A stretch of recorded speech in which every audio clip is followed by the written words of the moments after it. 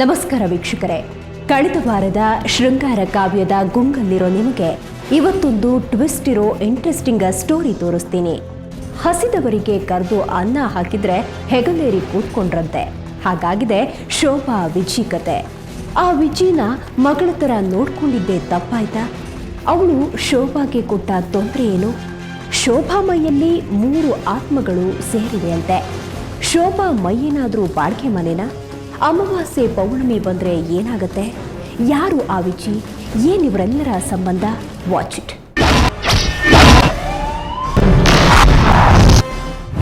ಇವತ್ತು ಜನ ನಾನಾ ತರಹದ ನೋವುಗಳಿಂದ ಹಿಂಸೆ ಅನುಭವಿಸಿರ್ತಾರೆ. ಅದು ದೈಹಿಕವಾಗಿರಬಹುದು, ಇಲ್ಲ ಮಾನಸಿಕವಾಗಿರಬಹುದು. ಆದರೆ ಅದಕ್ಕೆ ಸರಿಯಾದ ಟ್ರೀಟ್ಮೆಂಟ್ ಸಿಗದೆ ಒದ್ದಾಡ್ತಾರೆ.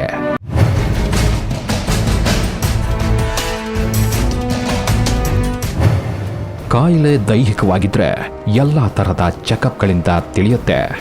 ಆದ್ರೆ ಮನಸ್ಸು ನಿಗೂಢ. ಅಲ್ಲಿ ಏನೇನಿದೆ ತಿಳಿಯೋದೇ ಕಷ್ಟ. ತಮಗಾಗೂ ನೋವನ್ನ ಹೇಳಿದ್ರೆ ಮನೆಯವರು ನಿಂಗೆಲ್ಲೋ ಹುಚ್ಚು, ಹೇಳಿದ್ದೇ ಹೇಳ್ತೀಯ, ಕೆಲಸ ಮಾಡಬೇಕಾಗತ್ತೆ ಅಂತ ನಾಟಕ ಆಡ್ತೀಯ ಅಂತ ಛೇಡಿಸ್ತಾರೆ. ಇನ್ನು ಮುಂದೆ ಹೋದ್ರೆ ಆ ವ್ಯಕ್ತಿ ಬಗ್ಗೆ ಆಸಕ್ತಿ ಕಳ್ಕೋತಾರೆ. ಅಂತಹದೇ ಒಂದು ಕಥೆಯನ್ನ ಇವತ್ತು ನಿಮಗೆ ತೋರಿಸ್ತೀವಿ. ಶೋಭಾ ಒಬ್ಬ ಸುಂದರವಾದ ಹೆಣ್ಣುಮಗಳು, ಗಂಡನ ಮುದ್ದಿನ ರಾಣಿ, ಹಾಗೆ ಮಮತಾಮಯಿ ತಾಯಿ. ಆದ್ರೆ ಇತ್ತೀಚೆಗೆ ತುಂಬಾ ವೀಕ್ ಆಗ್ತಿದ್ದಾರೆ. ಗಂಡನ ಬಗ್ಗೆ ಆಗ್ಲಿ ಮಕ್ಕಳ ಬಗ್ಗೆ ಆಗ್ಲಿ ಆಸಕ್ತಿ ಇಲ್ಲ. ತಲೆನೋವು ತಡೆಯಕ್ಕಾಗಲ್ಲ, ನನ್ ತಲೆ ಮೇಲೊಂದು ಗುಂಡು ಹೊರಿಸಿ ಹೊತ್ಕೊಂಡು ಹೋಗ್ತೀನಿ ಅಂತಾರೆ. ಮತ್ತು ತಲೆ ತುಂಬ ಭಾರ ಅಂತಾರೆ. ಆವಾಗ ಏನು ತಲೆ ಭಾರ ಅಂತಂದರೆ ಇದು ಅಮೃತಾಂಜನ್ ತೊಗೊಂಡು ಇದು ಮಾಡು ಅಂದರೆ ಆ ತಲೆ ಭಾರ ಅಲ್ಲ, ನನಗೆ ದೊಡ್ಡದು ಒಂದು ಬಂಡೆ ಕೊಟ್ಟರೆ ನಾನು ಬಂಡೆ ಎತ್ಕೊಂಡು ಹೋಗ್ತೀನಿ ಅಂತಾರೆ. ಅವಾಗ ನಾವು ಯಾವ ಕೆಲಸನೂ ಅವ್ರಿಗೆ ಮಾಡೋಕ್ಕಾಗೋದಿಲ್ಲ. ಸುಸ್ತು ಅಂತಾರೆ.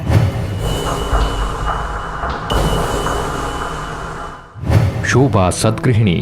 10 ವರ್ಷಗಳಿಂದ ಆಕೆಗೆ ತಲೆನೋವು, ವಿಪರೀತ ಸುಸ್ತು, ಒಮ್ಮೊಮ್ಮೆ 1 ಲೋಟ ಎತ್ತೋಕು ಆಗದೇ ಇರೋಷ್ಟು ನಿಶಕ್ತಿ.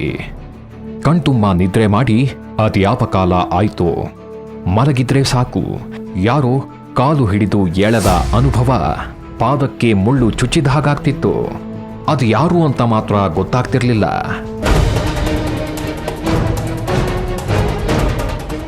ರಾತ್ರಿ ಹೊತ್ತು ನಿದ್ದೆನೇ ಬರೋದಿಲ್ಲ. 2-3 ಗಂಟೆ ಆದರೂ ನಿದ್ದೆ ಬರೋದಿಲ್ಲ. ಯಾರೋ ಎಳೆಯೋ ಥರ ಆಗುತ್ತೆ. ನಾನು ಹಂಗೂ ಹಿಂಗೆ ಮಡ್ಚ್ಕೊತೀನಿ, ತಿರ್ಗಾ ಕಾಲು ತುಂಬ ಫೋರ್ಸಾಗಿ ಕಾಲು ಎಳೆಯೋ ಥರ ಆಗುತ್ತೆ. ಒಂಥರ ಮೈಯೆಲ್ಲ ಭಾರ ಆಗುತ್ತೆ. ಯಾರಂತ ಗೊತ್ತಾಗಲ್ಲ.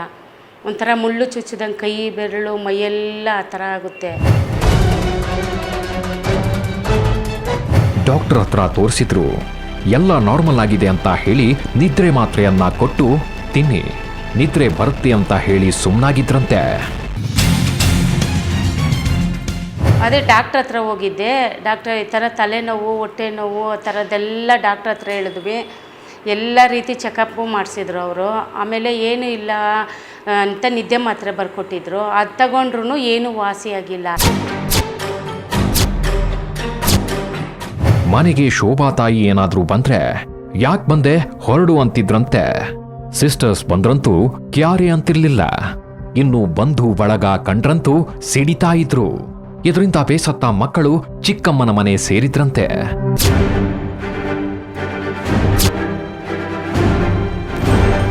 ಅವ್ರ ತಾಯಿ ಬರೋಂಗಿಲ್ಲ.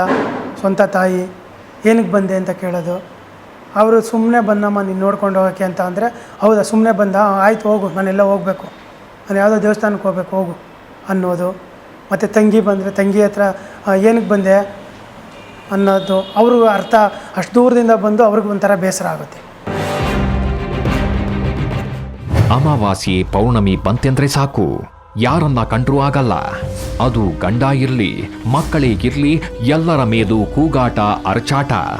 ಹಾಗ್ ಮಾಡದೆ ಹೋದ್ರೆ ಅವರಿಗೆ ಸಮಾಧಾನನೇ ಆಗಲ್ವಂತೆ. ರಾತ್ರಿ 10 ಗಂಟೆಯ ನಂತರ ಈ ತೊಂದರೆ ಹೆಚ್ಚಾಗ್ತಿತ್ತು.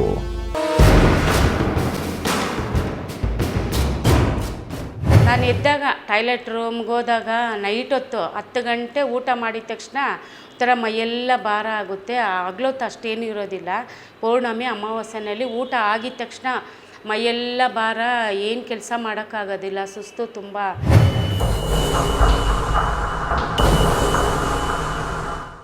ಗಂಡನ ಕತ್ತಿನ ಪಟ್ಟಿ ಹಿಡಿದು ಸುಮ್ನೆ ಗಲಾಟೆ ಮಾಡುವ ಹೆಂಡತಿ. ಗಂಡ ಮಕ್ಕಳಿಗೆ ಮನೆಗೆ ಯಾಕಾದ್ರೂ ಬರ್ತೀವೋ ಅನಿಸ್ತಿತ್ತಂತೆ. ಪಾಪ ಆಕೆಯ ಗಂಡ ರಾತ್ರಿಯೆಲ್ಲ ಹೆಂಡತಿಯ ಸೇವೆ ಮಾಡ್ತಾ ಕಾರ್ಯೇಶು ದಾಸ ಆಗಿರ್ತಾರಂತೆ.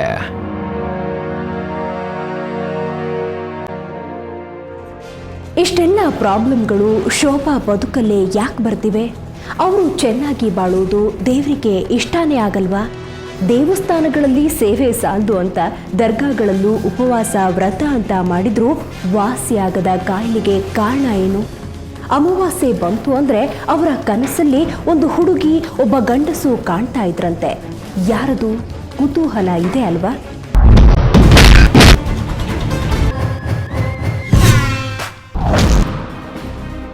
ಎಷ್ಟನೇ ವಯಸ್ಸಿಗೆ ಸತ್ತೆ?